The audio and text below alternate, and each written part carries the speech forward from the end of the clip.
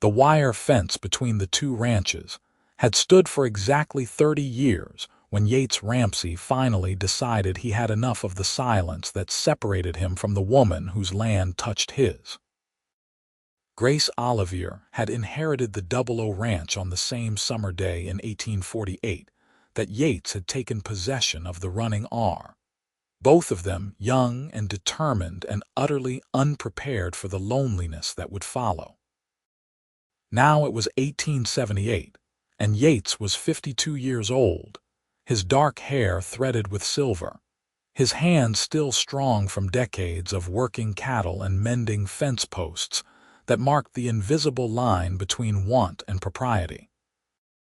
Grace stood on her porch that morning, watching her hands move over the butter churn with practiced rhythm, when she saw him approaching on horseback. Her heart performed an embarrassing flutter in her chest, the same involuntary response she had been experiencing for 3 decades whenever Yates Ramsey came into view. She was 50 years old, had been widowed for more years than she had been married, and still her body betrayed her with this adolescent nervousness whenever that particular cowboy crossed her line of sight. Yates dismounted at the fence line, his boots sending up small clouds of Colorado dust. The mountains rose behind him, the San Juan Range magnificent and indifferent to human drama. Anima's Forks sprawled in the valley below their properties, a mining town that had grown from nothing into something substantial, bringing civilization and railway lines and the constant thunder of stamp mills crushing ore. "Grace," Yates called, his voice carrying across the 50 yards between fence and porch. "Got something I need to discuss with you." She set down the churn, wiped her hands on her apron, and walked toward him. 30 years of neighborly distance had not dulled her awareness of how he moved, the particular way he tilted his hat back when he was thinking something through, the lines around his eyes from squinting into sun and wind. "Morning, Yates," she said when she reached her side of the fence. The wire between them was taut and well-maintained, 3 strands of steel that represented every conversation they had never had, every thought she had never spoken. "Something wrong with the fence."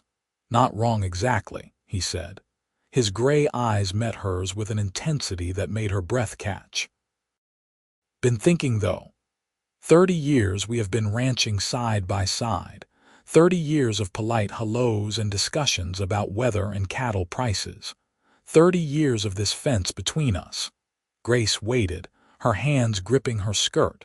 A meadowlark called from somewhere in the tall grass. "I am tired of it," Yates continued. "Tired of pretending I do not notice how your hair catches the sunlight. Tired of acting like my heart does not speed up every time I see you ride your property line. Tired of this fence deciding what is possible and what is not." He paused, took a breath that she could see fill his chest. "Grace Olivier, I am saying let us drop the fence between us. Not just the wire, but everything else too. I want to court you proper, the way I should have done 30 years ago before I let fear and propriety and my own foolishness keep me silent." The world seemed to hold its breath. Grace felt tears spring to her eyes, hot and unexpected. 30 years of loneliness, of wondering, of telling herself she was content with her cattle and her land and her solitary existence. "Why now?" she asked, and her voice came out smaller than she intended. "Why not 30 years ago? Why not 20 or 10 or 5? Yates removed his hat, held it against his chest. "Because I was a fool. Because I thought I had time. Because my daddy told me a man needed to establish himself before he could support a wife, and by the time I felt established enough, you had married Thomas Olivier. Then you were a married woman and then a widow, and then I thought maybe you wanted your independence. Always some reason, always some excuse." He shook his head.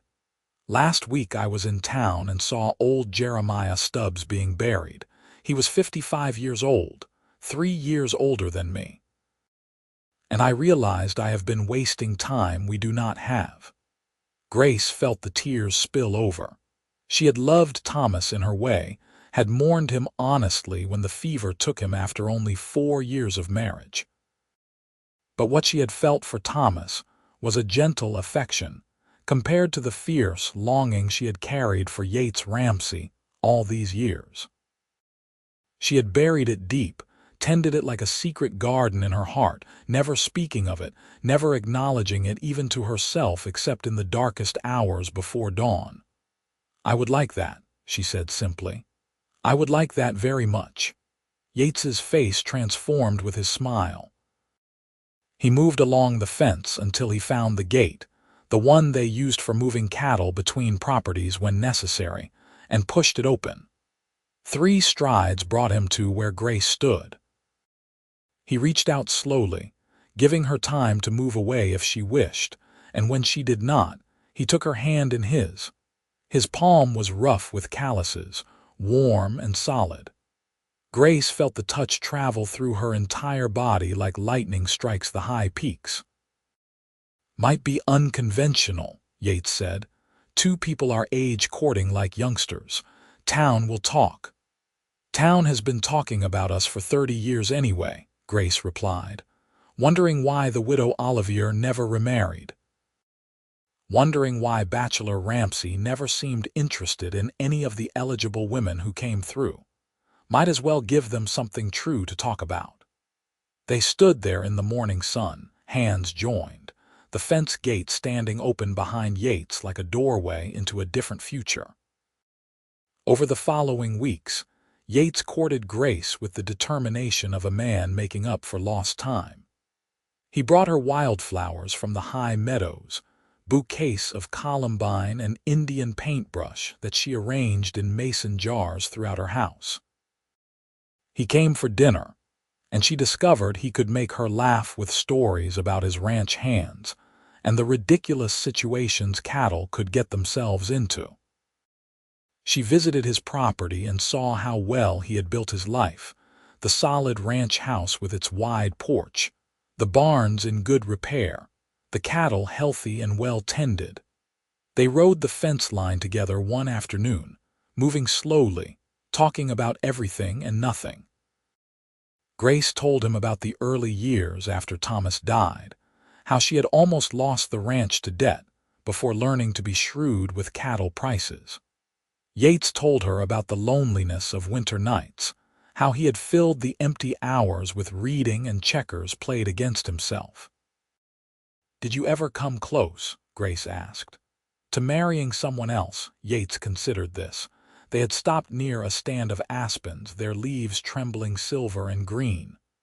"Once. Woman named Margaret Porter. This was maybe 15 years back. She was widowed, had a small place near Durango. We kept company for a few months." Grace tried to ignore the spike of jealousy, sharp and unexpected. "What happened?" "I realized I was being unfair to her," Yates said quietly. "My heart was not in it. I would look at her and think about how you would have said that same thing differently, or notice her hands were not quite right because they were not your hands.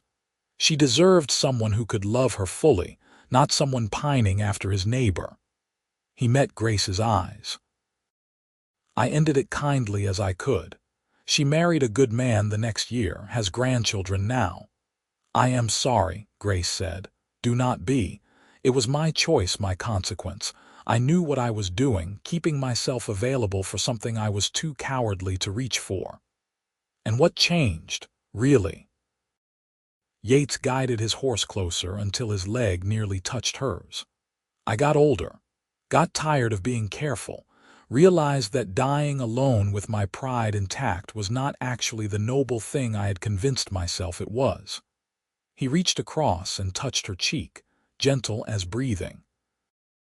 "And I could not stand one more day of not touching you when I wanted to."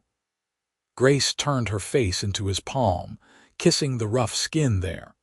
They sat like that for a long moment, the horses patient beneath them, the mountains watching over them as they had watched for millennia.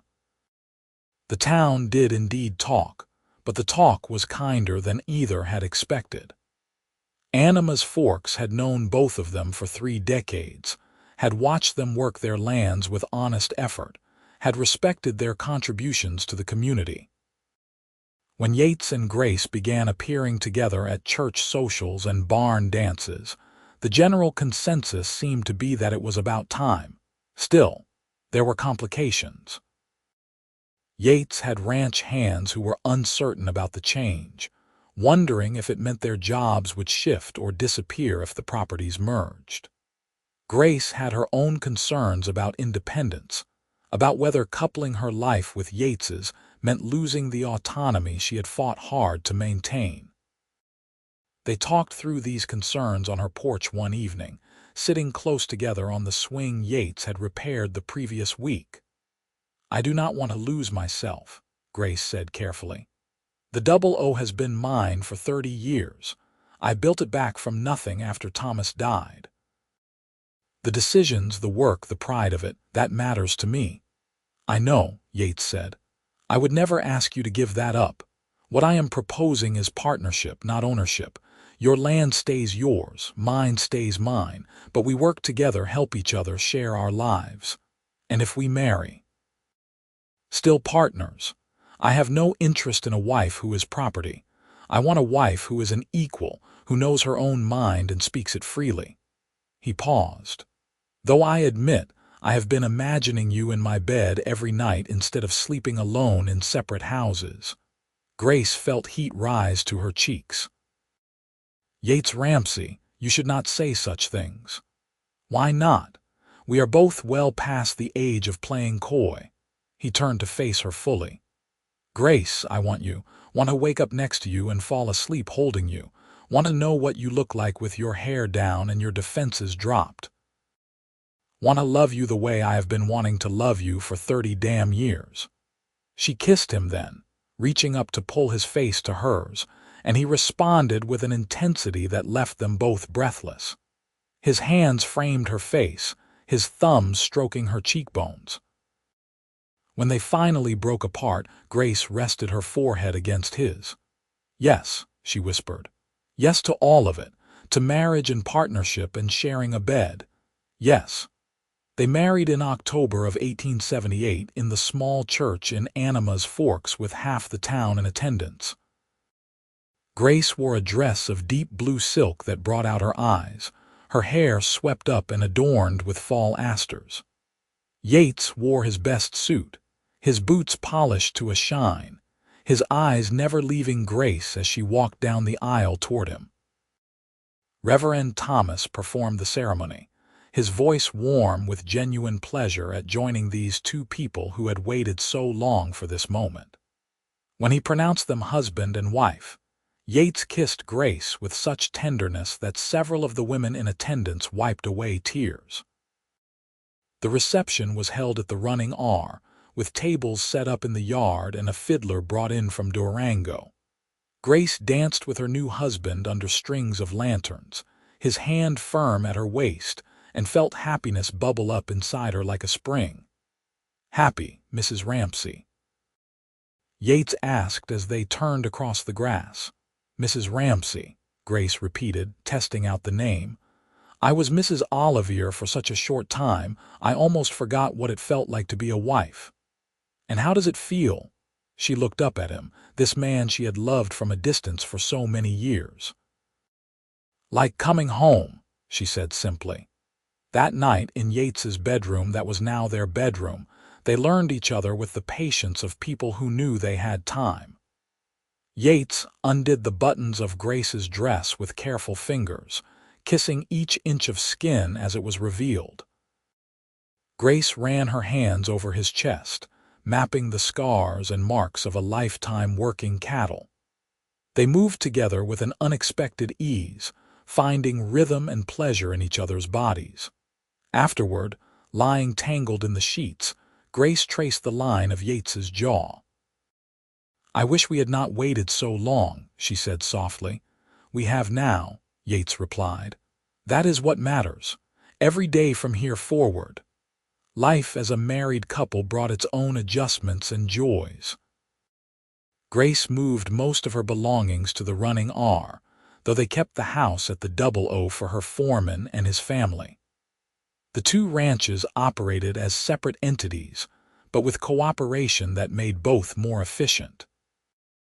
Yates's hands helped with the Double O roundup, and Grace's men assisted when the running R cattle needed to be moved to high pasture. The fence between the properties came down in sections, replaced by open range that the cattle could move across freely. Grace found symbolic satisfaction in watching the fence posts come out of the ground, each one a small victory over the barriers that had kept her and Yates apart for so long. Winter came early that year, with snow falling thick by November. Grace discovered the particular pleasure of being snowbound with her husband, of sitting by the fire in the evenings while wind howled outside. They read books together, played cards, talked about plans for spring. Yates taught her how to play chess, and she beat him within a week, which made him laugh with genuine delight. "You have a strategic mind," he said, studying the board where she had just checkmated him. "I should have known, watching you run your ranch all these years." "You let me win," Grace accused. "I absolutely did not. You won fair and square, and I could not be more pleased about it." He leaned over and kissed her. "Marry a smart woman and she will surprise you forever." In January, Grace realized she had not had her monthly courses in some time. She was 50 years old, had assumed that part of her life was finished. But her body was showing signs she remembered from long ago, the tenderness and fatigue and subtle changes that suggested something impossible might be happening. She visited Dr. Harrison in town, needing to know for certain before she said anything to Yates. The doctor examined her carefully, asked questions, and finally sat back with a surprised expression. "Well, Mrs. Ramsey, I would not have predicted this, but you are definitely with child. Perhaps 3 months along, given what you have told me." Grace sat in stunned silence. A baby, at 50 years old. She and Thomas had never had children, and she had mourned that loss quietly for years, assuming she was simply not meant to be a mother. "Is it safe?" she asked. "At my age?" Dr. Harrison was honest with her. "It carries more risk than a younger woman would face. We will need to watch you carefully. But you are strong and healthy. I have seen older women carry successfully," he smiled. "Congratulations. This is remarkable." Grace walked back to where she had tied her horse, her mind spinning. A baby. Yates's baby. Fear and joy warred inside her chest. What if something went wrong? What if the pregnancy put her health at risk? What if she could not carry to term, but beneath the fear was wonder? A child with Yates, a living symbol of the love they had finally claimed. A chance at motherhood she thought had passed her by forever. She told him that night after dinner. Yates was working on some leather repair, his hands steady as he stitched a saddle strap. Grace sat down across from him, her heart pounding. "I have something to tell you," she said. He looked up immediately, reading the seriousness in her tone. "What is wrong?" "Nothing is wrong. At least I hope nothing is wrong." She took a breath. "Yates, I am with child." The doctor confirmed it today. Yates went very still, the needle frozen mid-stitch. His eyes searched her face as if confirming she was serious. "A baby. You are certain?" Dr. Harrison is certain. "About 3 months along, he thinks, which means it happened soon after we married." Yates set down the leatherwork and came around the table. He knelt beside her chair, taking her hands in his. "Grace, a child, our child." His voice was rough with emotion. "Are you happy about this?" "Terrified," Grace admitted. "And happier than I can express. I never thought I would be a mother. Thought that door was closed forever."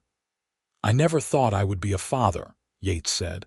"Never even let myself imagine it because I had given up on the idea of marriage." He pressed his forehead to their joined hands. "Now I have everything I never let myself want." They held each other in the lamplight.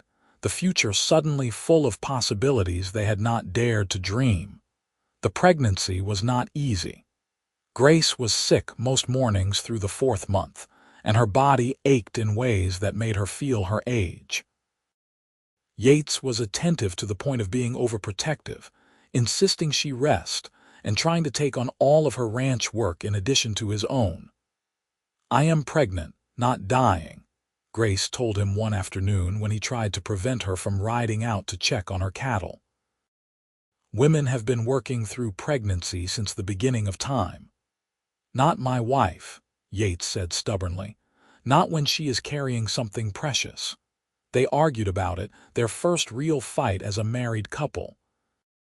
Grace felt smothered by his concern, and Yates felt terrified of losing her or the baby if something went wrong. They finally reached a compromise where Grace could continue light work, but would avoid anything strenuous or dangerous. "I need you to trust that I know my own body," Grace said. "Need you to believe I would not risk our child." "I do trust you," Yates replied. "It is the universe I do not trust. It gave you to me so late, Grace. I am afraid it will take you away just as cruelly." She softened at that, understanding his fear because she felt it too. They had lost so much time already. The idea of losing each other now seemed unbearably cruel. Spring came, and with it new life everywhere. Calves were born in the fields, foals tested their spindly legs in the paddock, and Grace's belly swelled with undeniable proof of the child growing inside her. She felt the first movements in April, gentle flutters that grew stronger as weeks passed. She would take Yates's hand and place it on her stomach so he could feel their baby move, and the wonder on his face made her heart ache with love. "Hello in there," Yates would say, speaking directly to Grace's belly. "This is your father. Looking forward to meeting you. Take your time, though. Let your mother rest while you are still on the inside." Grace would laugh and stroke his hair, marveling at this tender side of him she was still discovering. In May, a problem arose that threatened the peaceful life they were building. A mining company out of Denver sent representatives to Animas Forks with claims on mineral rights that overlapped portions of both the running R and O properties. The representatives were aggressive, suggesting that the ranchers would be compensated fairly, but needed to allow mining operations to begin immediately. Yates and Grace met with the representatives together, presenting a united front. They reviewed the claims, consulted with a lawyer in Durango, and discovered that the mineral rights claims were built on shaky legal ground. The company was betting that the ranchers would be intimidated into compliance rather than fight. "We are not moving," Grace said firmly in a meeting with the company men. "These ranches have been in operation for 30 years. Your claims are invalid, and even if they were not, we would fight you in court for as long as it takes." The lead representative, a slick man named Morrison, looked at Grace's pregnant belly with undisguised disdain. "Madam, I do not think you understand the resources we have at our disposal. Fighting us would bankrupt you."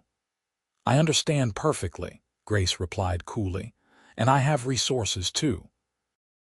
A community that supports me, a legal case that actually has merit, and a stubbornness that has kept me ranching for 3 decades despite men like you telling me what I do not understand." Yates placed a hand on her shoulder, a gesture of support. "You heard my wife. Find your minerals somewhere else." The mining company tried various tactics over the following weeks. They attempted to turn the community against the ranchers, suggesting that resisting development was hurting Animas Forks' growth. They sent lawyers with threatening letters. They even tried to bribe some of the ranch hands to provide information that could be used against their employers, but the community stood firm. Animas Forks had watched Yates and Grace build their lives honestly. The shopkeepers, the other ranchers, the families in town all rallied around them. A petition was circulated rejecting the mining company's claims. The local judge made it clear he would examine any case brought before him with extreme scrutiny. By June, the mining company gave up and moved their operations to a different area where they faced less resistance. Yates and Grace celebrated the victory quietly, aware that their ability to present a united front had been crucial to the outcome. "We make a good team," Yates said as they sat on the porch watching the sunset paint the mountains pink and gold. "We always would have," Grace replied. "If we had not wasted 30 years being too stubborn and scared to admit what we wanted." "Not wasted," Yates said. "Just delayed. Every year I lived made me more certain that you were the only woman I could love, and look what we have now." He rested his hand on her belly, feeling their child move beneath his palm. "Worth the wait." Grace went into labor on a hot July afternoon. The contractions started slowly, then increased in intensity until she knew this was the real thing. Yates rode to town for Dr. Harrison while Grace's foreman's wife, Martha, stayed with her. The labor was long and difficult. Grace labored through the evening and into the night, her body straining with effort. Dr. Harrison monitored her carefully, concerned about her age and the toll the labor was taking. Yates stayed by her side, holding her hand, wiping sweat from her forehead, murmuring encouragement. "I cannot do this," Grace gasped at one point, exhausted beyond measure. "You can," Yates said firmly. "You are the strongest person I know. You have survived drought and debt and loneliness and men trying to take your land. You can do this." As dawn broke on July 15, 1879, Grace gave birth to a son. The baby came into the world screaming, healthy and strong. Dr. Harrison cleaned him and placed him in Grace's arms, and she looked down at the tiny face, the dark hair, the perfect fingers grasping at air. "A son," she whispered. "Yates, we have a son." Yates could not speak for the tears streaming down his face. He touched the baby's head with one gentle finger, overwhelmed by the reality of this small person they had created. "What should we name him?" Grace asked. They had discussed names throughout the pregnancy, but never settled on anything definite. Now, looking at their son, Yates said, "What about Daniel, Daniel Thomas Ramsey? Thomas for your first husband, to honor what came before." Grace felt fresh tears well up. The generosity of that gesture, acknowledging that her life with Thomas had been real and meaningful even if it was not the great love of her life, touched her deeply. "Daniel Thomas Ramsey," she repeated. "It is perfect." The weeks following Daniel's birth were a haze of exhaustion and wonder. The baby was demanding, wanting to nurse constantly, crying when he was not held. Grace felt overwhelmed, her body recovering from the birth while also being pulled on by this tiny human who needed everything from her. Yates was a hands-on father in ways that surprised both of them. He would walk Daniel around the house in the middle of the night when the baby was fussy, singing old trail songs in his rough voice.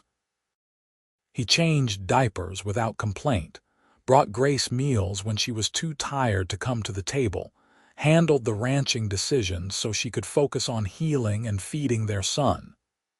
"You are a natural at this," Grace told him one night, watching him rock Daniel to sleep. "I am 52 years old," Yates replied with a soft laugh. "About time I learned to take care of something more delicate than cattle." As summer turned to fall, they found their rhythm as parents. Daniel grew, changing daily it seemed. He smiled at 6 weeks, and both Grace and Yates melted at that toothless grin. He laughed at 3 months, a gurgling sound that made them do ridiculous things just to hear it again. Life on the ranches continued around their new family. The hands learned to work more independently, understanding that their bosses had different priorities now. The community embraced Daniel, bringing gifts and offering advice and cooing over him whenever Grace brought him to town. One afternoon in October, as Grace sat on the porch nursing Daniel while Yates worked nearby, she reflected on the transformation her life had undergone in just over a year. 12 months ago she had been alone, convinced that her life was settled and that she had made peace with her solitude. Now she was a wife and mother, part of a family she never imagined having. "What are you thinking about?" Yates asked, noticing her thoughtful expression. "How much can change so quickly," Grace said. "How different everything is from last October." Yates sat down beside her, careful not to disturb Daniel, who was falling asleep at Grace's breast. "Better different or worse different? Better. So much better." She looked at him, this man she had loved from a distance for so long. "I was content before, Yates. Had convinced myself that contentment was enough, but I did not know what I was missing. Did not know what joy actually felt like until you opened that gate and walked across to my side of the fence." "Best decision I ever made," Yates said. He kissed her temple gently. "Should have made it 30 years sooner, but I made it eventually." Winter arrived again, but this time Grace did not feel the cold isolation she had experienced in previous years. The house was full of warmth and life, with Daniel growing rapidly and beginning to notice the world around him. He would watch the firelight dance on the ceiling, track his parents' movements around the room, grasp at anything that came within reach of his small hands. Yates proved to be a devoted father, finding excuses to hold his son even when the baby was perfectly content elsewhere.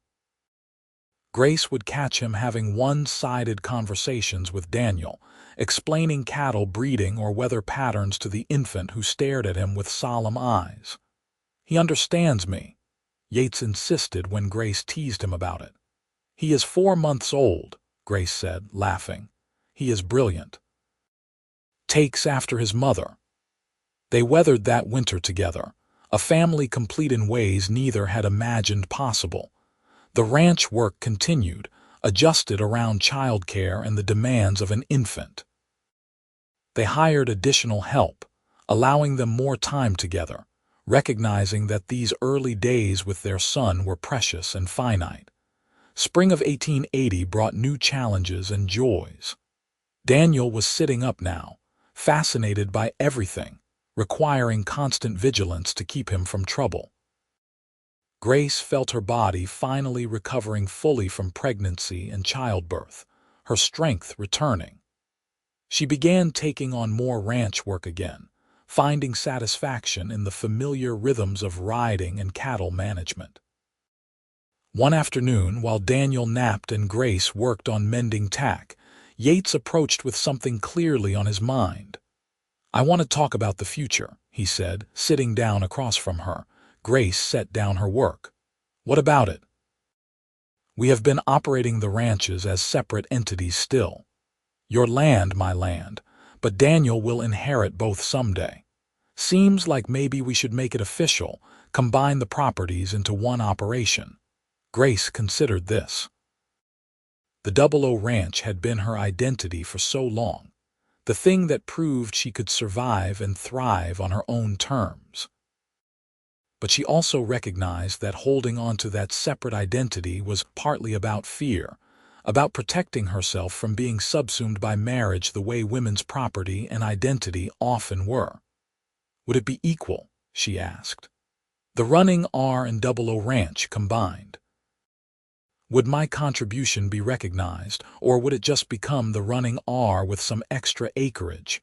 "It would be equal," Yates said firmly. "What would you think about calling it the Running O Ranch? Combines both names, acknowledges both legacies." Grace smiled. "The Running O Ranch, I like that." They spent the next weeks working out the details, consulting with lawyers to ensure everything was documented properly. The combined ranch would be larger than either individual property, making it one of the most substantial cattle operations in the San Juan Range. They planned improvements, ways to make the operation more efficient, investments in breeding stock that would improve their herd quality. The official combining of the ranches was celebrated with a party in June. Neighbors and friends gathered, toasting the new venture and admiring young Daniel, who was now nearly a year old and crawling everywhere with determined enthusiasm. "To Grace and Yates," old Sheriff Morrison said, raising his glass, "who proved it is never too late to find happiness." The summer of 1880 was prosperous. The cattle market was strong, their calves brought good prices, and the ranch operations ran smoothly under their combined management. Grace and Yates fell into an easy partnership, dividing responsibilities based on preference and skill rather than gender. Grace handled the breeding program and financial records. Yates managed the hands and the physical infrastructure.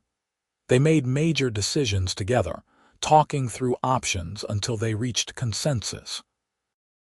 Daniel thrived, growing from a baby into a toddler with his father's gray eyes and his mother's stubborn determination. He took his first steps in August, lurching between Grace and Yates with a triumphant expression. They cheered him on, celebrating this milestone with the enthusiasm of parents who had waited a long time for the privilege of parenthood. One evening, after Daniel was asleep and they were preparing for bed themselves, Grace studied Yates in the lamplight. He was 54 now, his hair more silver than dark, his face lined with years of sun and wind. But to her, he was the most handsome man she had ever known. "What?" he asked, catching her staring. "Just thinking about how lucky we are," Grace said. "How close we came to missing all of this because we were too afraid to speak." Yates pulled her into his arms. "I think about that sometimes too. Think about all the years we spent alone when we could have been together. But then I look at Daniel and think maybe it happened exactly when it was meant to. If we had married 30 years ago, we would not have him. Different children, different life." "You think it was fate?" Grace asked. "I think we made choices, both good and bad, and they led us here. And here is pretty damn perfect." He kissed her then, deep and slow, and they made love with the easy familiarity of couples who know each other's bodies well. Afterward, lying tangled together, Grace thought about contentment versus joy, about the difference between surviving and truly living. The following years brought more growth and change to the Running O Ranch. Daniel grew from toddler to young boy, helping with ranch chores as soon as he was able, riding his pony alongside his father, learning the land that would someday be his responsibility. Grace and Yates added to their holdings strategically, purchasing adjacent property when it became available, building the ranch into something substantial that could be passed down to their son and beyond. In the spring of 1883, when Daniel was almost 4, Grace discovered she was pregnant again. The news was shocking, given her age and the fact that she had assumed Daniel would be their only child. She was 55 years old, an age when most women were becoming grandmothers, not mothers again. "Are you sure?" Yates asked Dr. Harrison, his face pale. "Quite sure," the doctor replied. He looked at Grace seriously. "This will be very difficult. The risks are significant at your age. You need to think carefully about whether you want to attempt to carry to term." Grace and Yates talked long into the night about what to do. The idea of ending the pregnancy felt wrong to both of them, but so did the risk of Grace dying in childbirth and leaving Yates alone with Daniel. "I want this baby," Grace finally said. "I know it is dangerous, but I want to try." "Then we try," Yates said, taking her hand. "But you do everything the doctor says.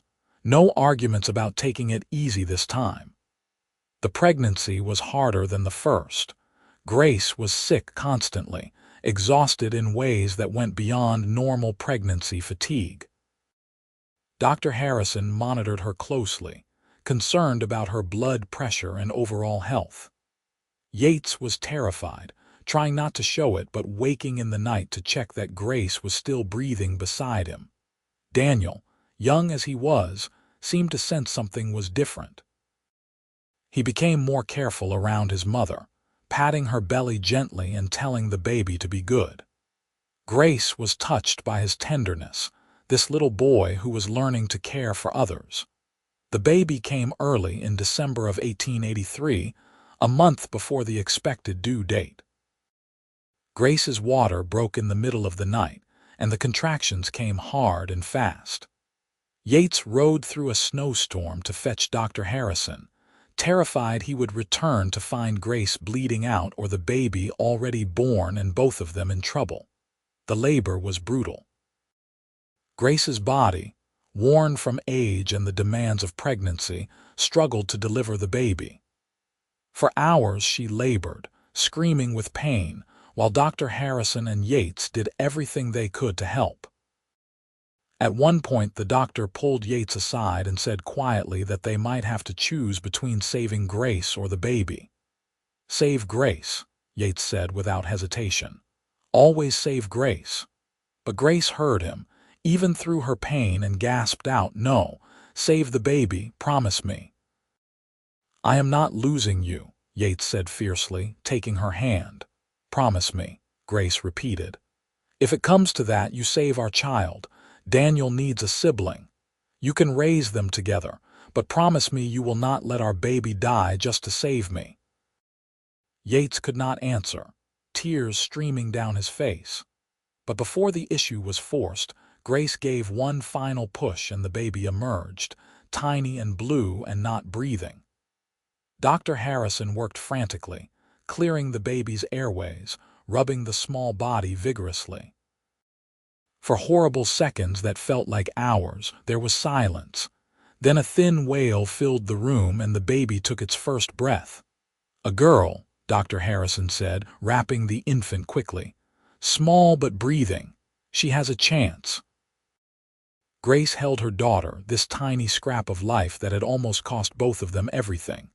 The baby was so small, fitting in Grace's two hands, her face wrinkled and red. But she was alive, and Grace was alive, and that was enough. "Anna," Grace whispered. "Her name is Anna Catherine Ramsey."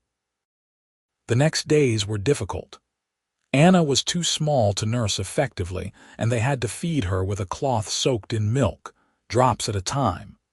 Grace was recovering slowly from the traumatic birth, weak and in pain. Yates was running on no sleep, taking care of Daniel, helping with Anna, watching over Grace, and trying to keep the ranch operating. But gradually, Anna grew stronger. She learned to nurse, gaining weight slowly but steadily. Grace's body healed, though Dr. Harrison warned her sternly that there could be no more pregnancies, that her body had been pushed to its absolute limit. "No more children," the doctor said firmly. "I mean it, Grace. Another pregnancy would likely kill you." Grace nodded, holding Anna close.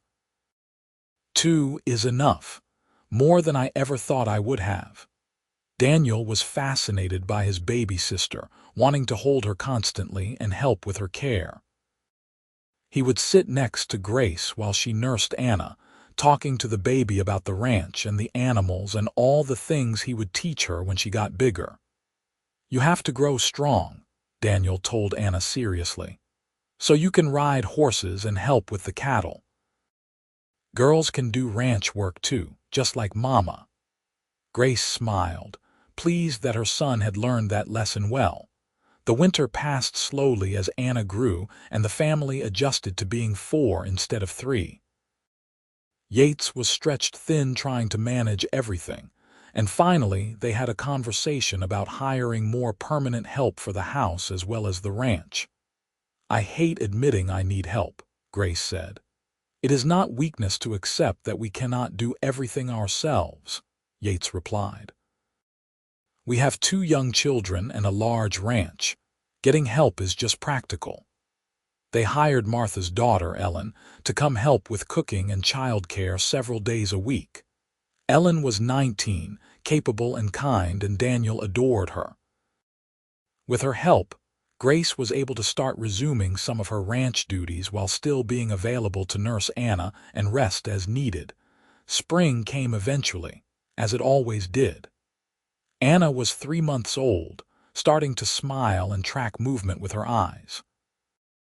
Daniel was 4.5, energetic and curious, and convinced he was old enough to do any ranch work the men could do. Grace was still regaining her strength, but felt more like herself again.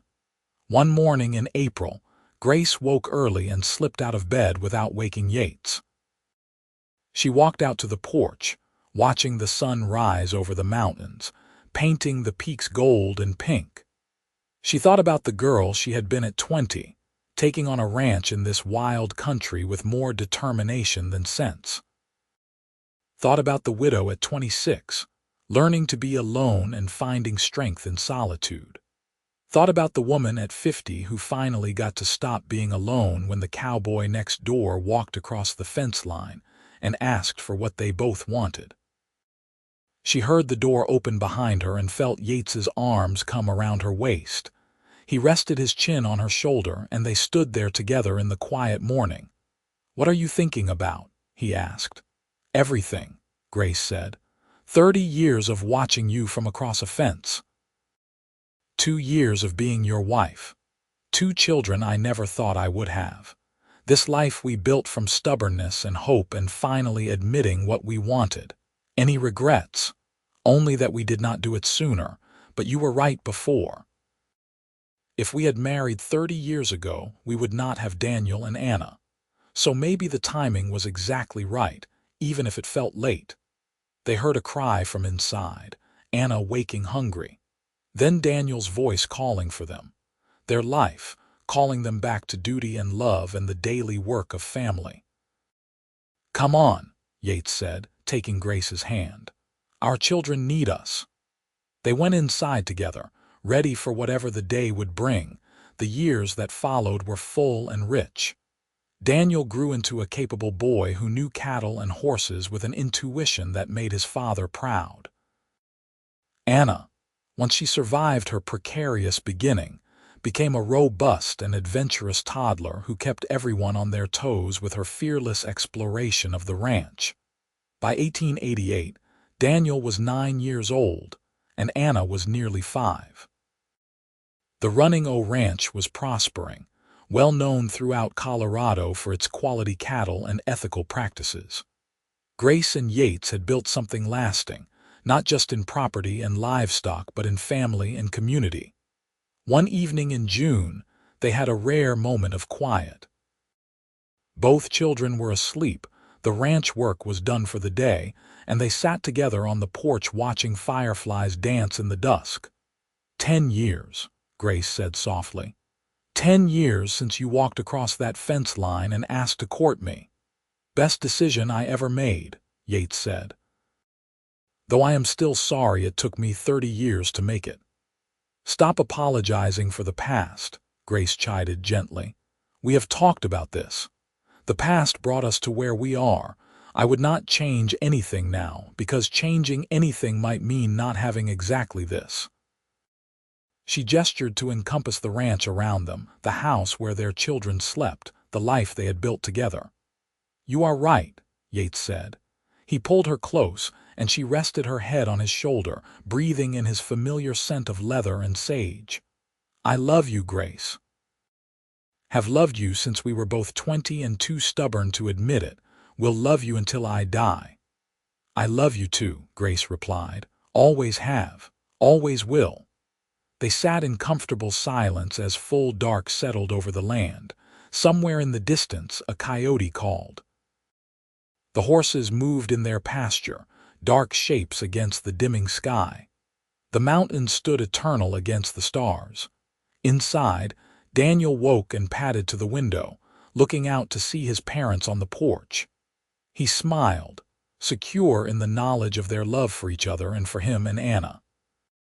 He went back to bed, content. The years continued their steady march forward. Daniel became a teenager, then a young man learning to run the ranch alongside his father. Anna grew from toddler to child to a capable young girl who could ride and rope as well as any boy in the county. Grace and Yates grew older together, their hair going fully silver, their bodies showing the wear of years of ranching and life. But their love never dimmed.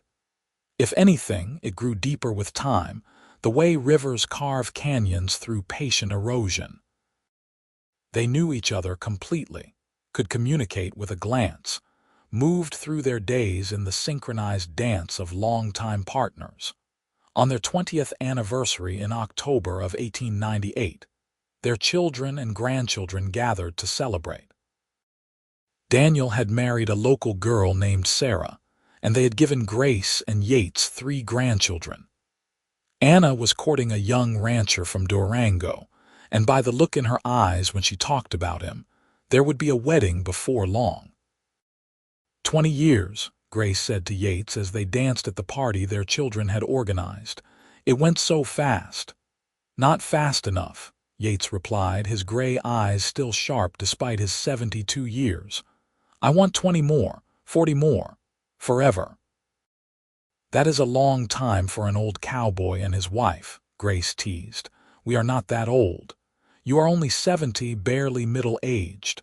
Grace laughed, the sound as bright as it had been 50 years earlier. I love you, you ridiculous man. I love you too, Grace Ramsey. Best thing I ever did was drop that fence between us. They continued to dance, surrounded by family and friends, the life they built evident in every corner of the room. Outside, the Running O Ranch sprawled across the Colorado landscape, a testament to hard work and partnership and love that refused to be denied. The fence was long gone, dismantled and repurposed years ago. But sometimes, when Grace rode across the property line where it used to stand, she could almost see it still.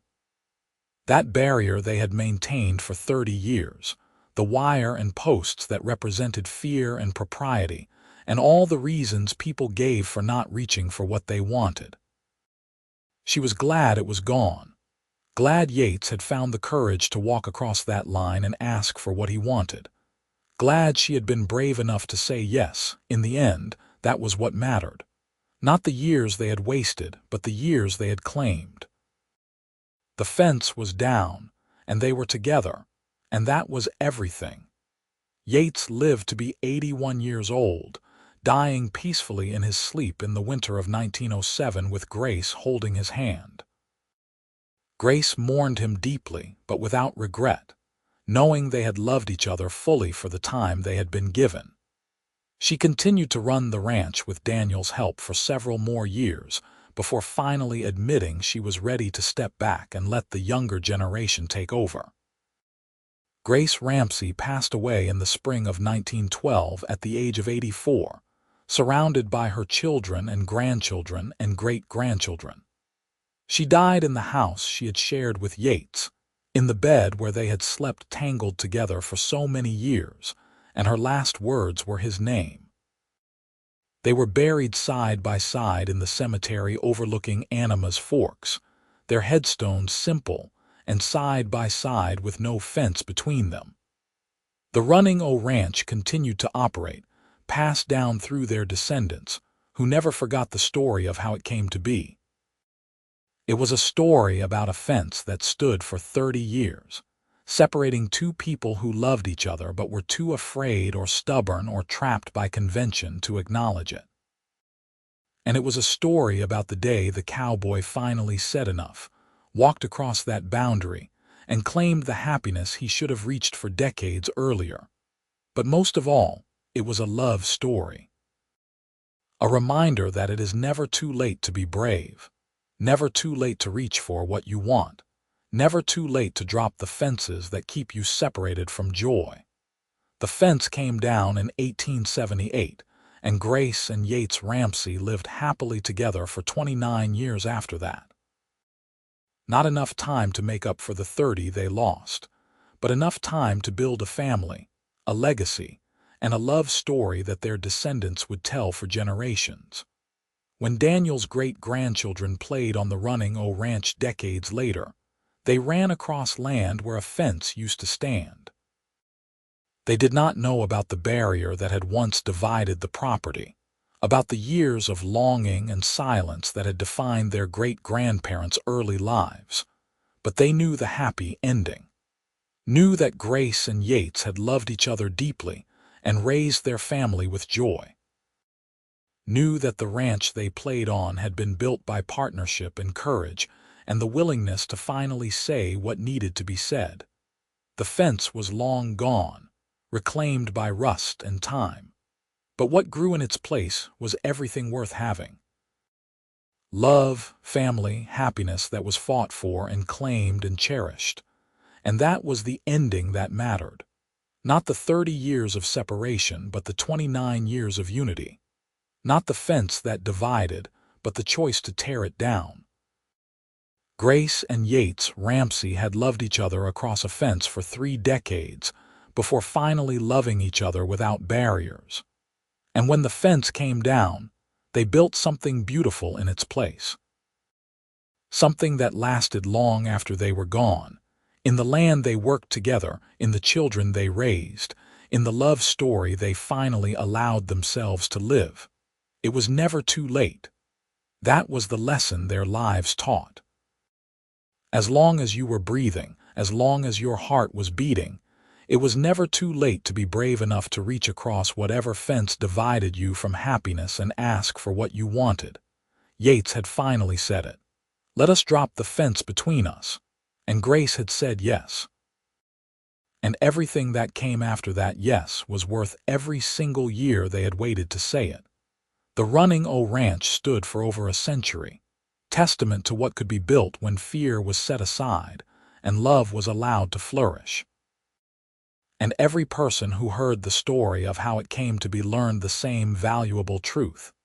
Fences are only permanent if you choose to keep them standing. Grace and Yates chose differently. They dropped the fence between them, and in doing so, they found everything they had been missing during all those years of polite distance and unspoken longing. The cowboys and ranchers of later generations would sometimes pause at the place where the old fence line used to run. They could not see it anymore, but they knew the story. Knew about the fence that stood for 30 years and the love that waited just as long to be acknowledged, and they would think about their own lives, their own fears, their own fences. And sometimes, inspired by the story of Grace and Yates Ramsey, they would find the courage to walk across their own boundary lines and ask for what they wanted. Because that was the power of a good love story. It did not just tell you about people in the past. It gave you courage for your own future. The fence came down in 1878, and Grace and Yates lived happily ever after, together at last after 30 years of separation. Their story became legend in Animas Forks and the surrounding ranching communities. The tale of the widow and the bachelor who ranched side by side for 3 decades before finally admitting they loved each other. It was a story with a happy ending, the kind of ending earned through years of longing and finally rewarded with courage. The kind of ending that reminded everyone who heard it that it was never, ever too late to drop the fences that kept you from the life you were meant to live. And so the Running O Ranch flourished through generations, built on the foundation of a love that had waited 30 years to be acknowledged, and then burned bright and true for the rest of Grace and Yates's lives. They had their happy ending, earned it in full, and left behind a legacy that proved the power of finally being brave enough to reach for what you wanted. The fence was gone. The love remained. And that was exactly how it should be.